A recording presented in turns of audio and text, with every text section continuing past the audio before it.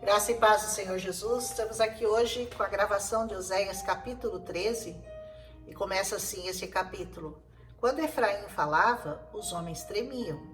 Ele era exaltado em Israel, mas tornou-se culpado da adoração de Baal e começou a morrer. Sabe quando que você começa a morrer? Você começa a morrer quando você é exaltado por Deus e você, ao invés de dar glórias ao Senhor, você dá glória e recebe glória de homens. Aí você começa a morrer, porque o homem só pode ser exaltado por aquele que o criou. É o Senhor que abate, é o Senhor que exalta. Se você começa a ser muito adulado, se você começa a ser muito bajulado, se você começa a ser muito reconhecido, muito se achando entre os homens, você acaba caminhando para a morte, porque você se esquece do seu Deus. É muito perigoso a exaltação, é muito perigosa a fama, é muito perigosa a bajulação dos homens para com outros homens. É muito difícil ter o poder nas mãos. É muito difícil você ser uma pessoa reconhecidamente importante e manter-se humilde.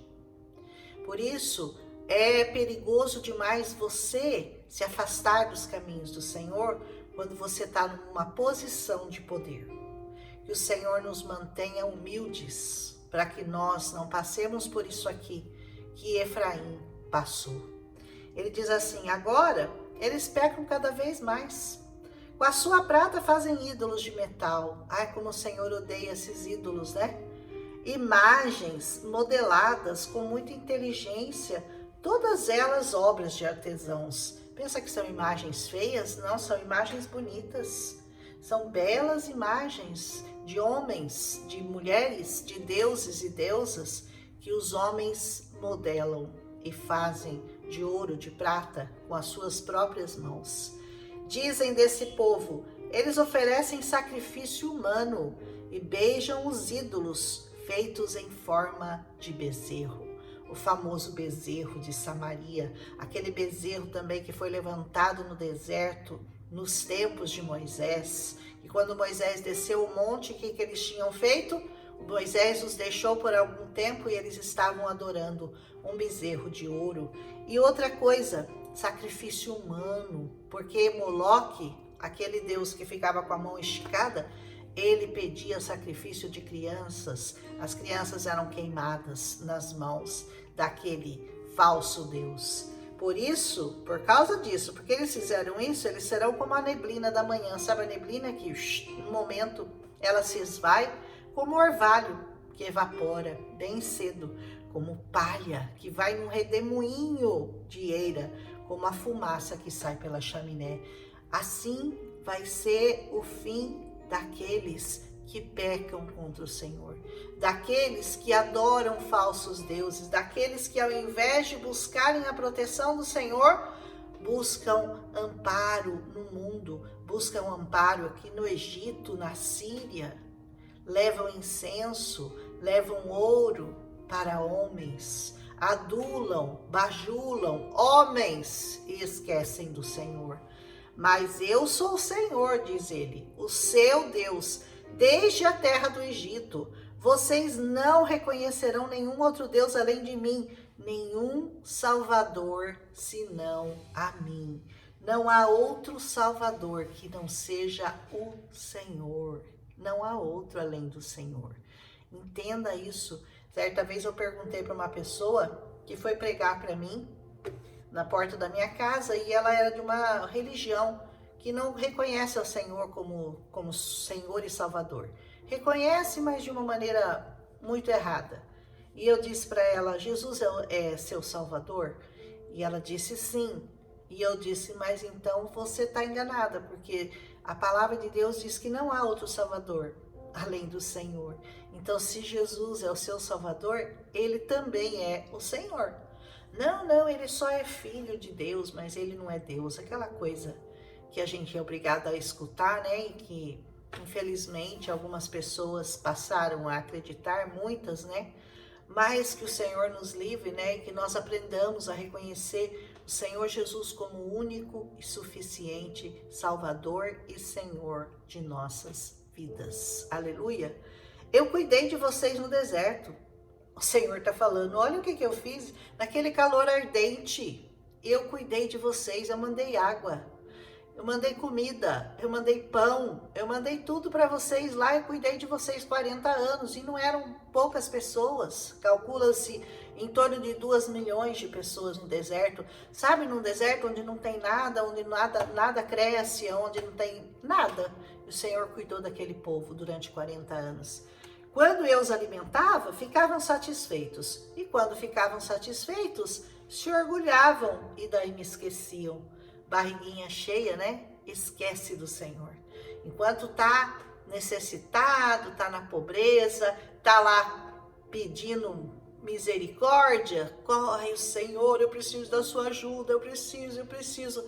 Aí quando o Senhor te ajuda e você se encontra numa posição mais confortável, aí você esquece de quem te deu aquele alimento, você esquece de quem te colocou naquele lugar, de quem te colocou e te honrou na posição que você tá. Você simplesmente se esquece, como esse povo aí fazia. Depois que eles enchiam a barriguinha, esqueciam do Senhor e voltavam a murmurar contra o Senhor. A gente sabe bem a história como que foi. Muitas pessoas são assim. Depois que elas recebem 10 bênçãos, aí alguma coisa acontece de errado e não acontece exatamente como ela pretendia que acontecesse, aí ela esquece das 10 que ela recebeu e ela começa a reclamar daquela que ela não recebeu, porque não era a vontade do Senhor, e a vontade do Senhor é boa, perfeita e agradável. Por pior que possa parecer, ela sempre nos leva a um caminho bom, se nós aprendermos a reconhecê-lo como nosso Senhor, como nosso Deus, como aquele que cuida de nós. Então, lembre-se, toda vez que você for murmurar de alguma coisa que você não tem ainda, lembre-se das coisas que o Senhor já te deu. Eu tenho tantas que eu não sei nem por onde começar a agradecer, mas eu jamais me permito esquecer de onde o Senhor me tirou e daquilo que Ele já fez por mim. Não me deixo, não me permito. Estou sempre na presença dEle e falo, Senhor, me faz lembrar da onde o Senhor me tirou. Aleluia!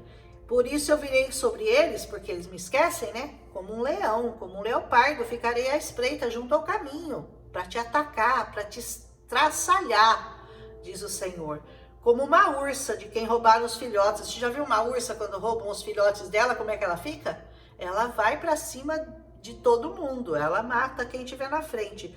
Eu os atacarei, eu os rasgarei, como um leão eu os devorarei, um animal selvagem os despedaçará.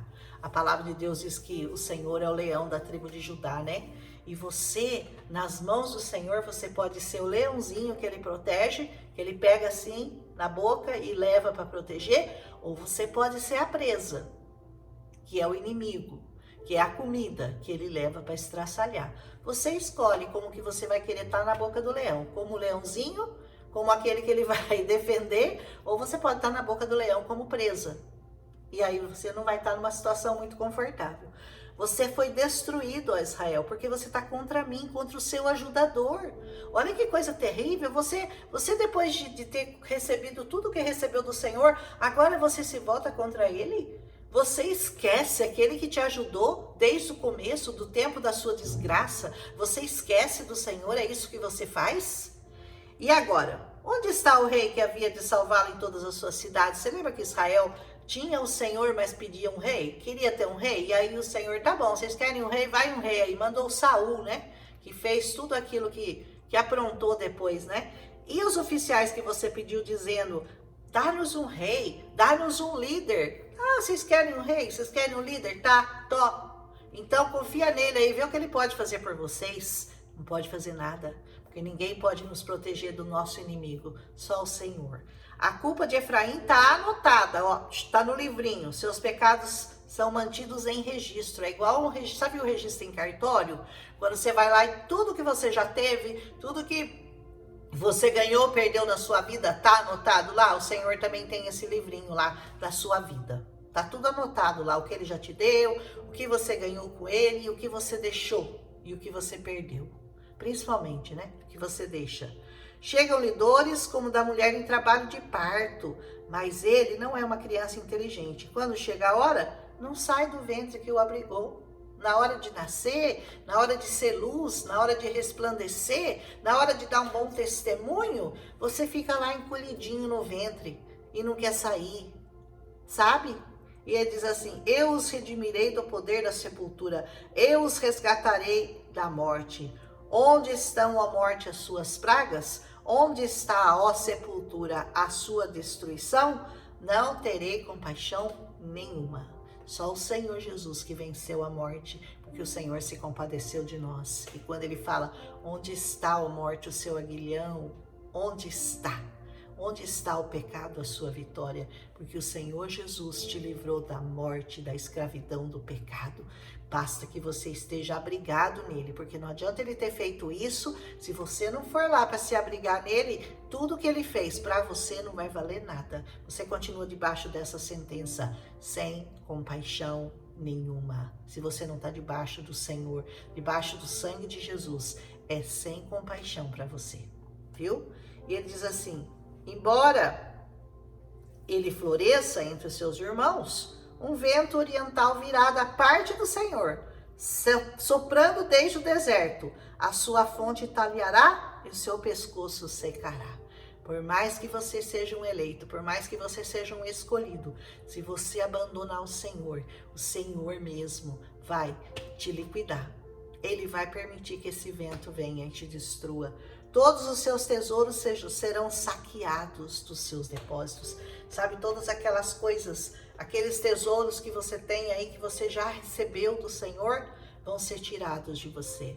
Quando você parar de olhar para o Senhor e olhar para os seus ídolos. Eu já falei dos ídolos aqui, todo capítulo parece que eu falo dos ídolos, né? Tudo que você coloca na frente do Senhor, acima do Senhor ou na mesma posição do Senhor, são os seus ídolos, porque o Senhor não fica em segundo lugar, já falei, primeiro lugar para ele e ponto final.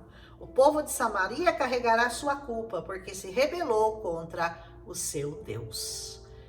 Eles serão mortos a espadas, seus pequeninos serão pisados e despedaçados, suas mulheres grávidas terão rasgados os seus ventres. Olha que sentença de morte terrível. Inclui mulheres, homens e crianças e bebês no ventre de suas mães. Que nós não estejamos debaixo dessa maldição, que nós não façamos como Efraim, que nós não pequemos contra o Senhor, que nós nos mantenhamos na presença dele, firmados na rocha que é o Senhor Jesus, e nunca nos esqueçamos das infinitas misericórdias do Senhor, e nunca nos esqueçamos de onde ele nos tirou e tudo que ele fez por nós. Aleluia. Um abraço e amanhã nós faremos o último capítulo desse belo livro de Oséias. Até amanhã.